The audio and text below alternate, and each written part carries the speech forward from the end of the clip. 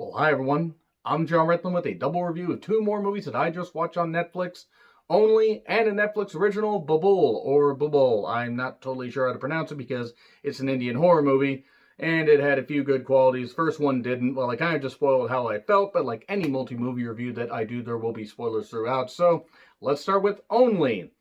Now, I was not familiar with this, and it just popped up in my Netflix recommendations and has Freda Pinto in it. Okay, I thought she was good in Immortals. I think she's a beautiful woman, and she's been good in other stuff, so why not give it a shot?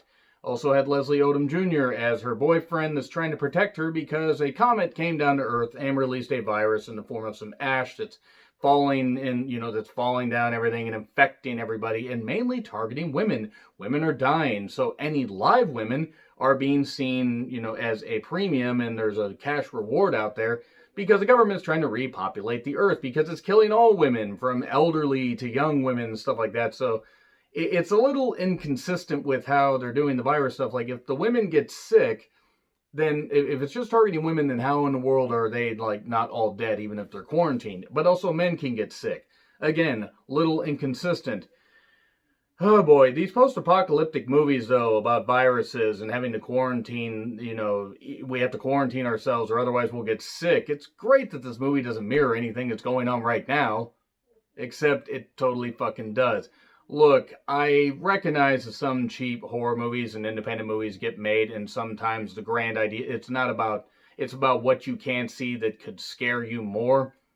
The problem is this movie aims for the stars and barely gets above 50 feet above ground. It's just not very good. And that's sad because the two main leads are fine, though it is very obvious that she's going to get sick. And this is told in flashbacks and in present day, during the whole infection period. It's kind of like Bird Box, except this is better because Bird Box is absolute shit. Bird Box is one of the biggest goddamn pieces of shit that I've seen in a while.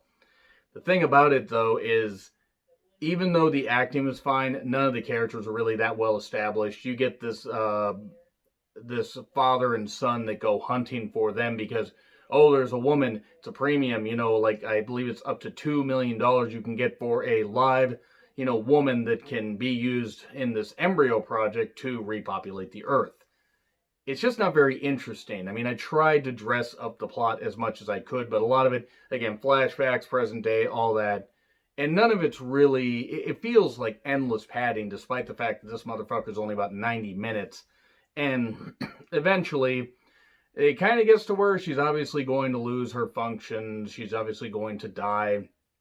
And they end with this one trip she wanted to take to this, like, waterfall. She wanted to see this cool waterfall. She wanted to get outside and do all this stuff. And again, it's not the worst thing I've seen, but I'm still going to give it an F because it was absolutely boring. It was sleep-inducing. I mean, I kept having to check the timer and see, oh, there's still plenty of time left with this. I just watched Hamilton and reviewed that recently, and it was like 2.5 hours if, you just go to the end credits and stop it. And that movie breezed by. This one didn't at all. It just felt like endless padding, wasn't very good, and sorry, it just didn't interest me. It didn't hold my interest, so can't recommend. Definitely gets an F. And now we move on to Bulbbul, or Bulbbul, and I'm sorry if I'm mispronouncing that to any Indian horror movie fans or Indian movie fans that are watching. I apologize. I'm not trying to be offensive. There was a very cool credit sequence. The credit sequence is absolutely beautifully done, beautifully animated. It was great shit. This was first set in 1881. Somewhere in India. I don't know if they ever clarified what city it was, and if they did, it just totally left my mind. But there's a young girl that's sold off as a child bride. We are off to a roaring start here. This is where I started to have some issues. I don't care what your culture is. Fucking child bride thing is absolute dog shit. I don't care what you believe. That's fucking shit. That's bullshit right there. That is fucking wrong. So, she hears a story from this young boy, though, as she's being, taken off to her new husband, that, there's this demon woman that comes for blood and kills people and stuff like that. It's like, oh, she targets wrongdoers. Oh, no. What's going to happen here? Gee, I wonder who the demon woman's going to end up being. It's the girl, because the girl grows up and then she gets possessed by the demon after she gets beaten by her husband. And the one positive I can say about it, well, a couple positives. One, Tripti Dimry, and I'm sorry if I mispronounced that. She's absolutely beautiful, and she was actually pretty good as the lead here. The problem is everybody else is pretty fucking interchangeable in this. Even the young boy, that grows up, because this flashes 20 years later, and we see the village kind of plagued by, these murders. What the hell's going on? Well, obviously, it is this girl that got married into this family as a child, but then after being beaten by her husband, gets taken over by this demon woman, and she's just slaughtering people that are wrongdoers. So that's pretty much your lot right there. The music is actually pretty good. The cinematography is fucking amazing. Whoever the cinematographer was for this should get some form of recognition, an award of some kind. I mean, I'm not saying an Academy Award, but it is some of the best, most striking cinematography. The visuals, the color palette, very well done. So that's the main highlight of it. What's the low light of it is the fact that it's about a child bride, and we see flashbacks of that, and I could have fucking done without seeing that shit. And I recognize different cultures, still fucking bullshit. Don't care if you believe it, still fucking bullshit. But yeah, we get one of those scenes in one of the flashbacks. One of those scenes. An assault scene. That is all I'm going to say right there. Which leads to the demon woman taking over. That was uncomfortable, and I had to downgrade it there. I really had to downgrade. I was all prepared to actually give this movie decently high praise, even though the plot was pretty simple.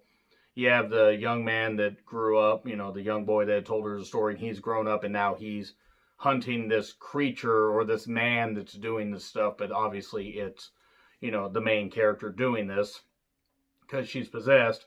And then there's also this doctor that has this doctor subplot that, likes the woman but isn't going to do anything to her. He does respect her. He treated her after her feet were broken by her husband when she had impure thoughts about his brother. Ooh, oh boy. Yeah, this movie was kind of a bit rough. Granted, culture shock, but probably be more horrifying to people that live over in India, but then they just end up burning everything. It's like Samson versus vampire women, where it's just like, that's nice. Samson just torch everybody. And then a year later, she ain't dead, and she comes after more people. So, yeah, that's basically it right there. C, and here's why I'm giving it a C. Cinematography, the main actress actually did a pretty good job, and it had some cool music. So there were positives. But the fact that it's about child brides, I'm sorry, nope. I had to knock it down at least a full grade. And I actually was pretty prepared to even knock it down lower, but I'm like, no, C, it's an average movie, and actually has some moments. So anyway, agree, disagree with what I said, like, share, subscribe, Twitter handle in the description. I'm John Retlin. I'll see you soon.